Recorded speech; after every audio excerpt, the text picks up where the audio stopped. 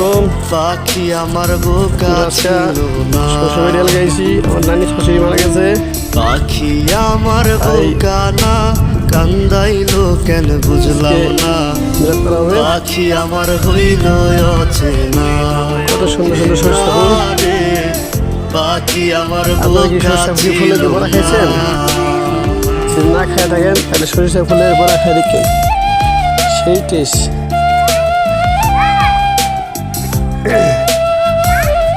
মারে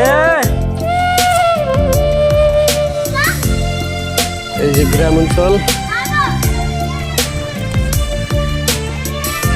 গ্রাম অঞ্চলের আবহাওয়া আলাদা।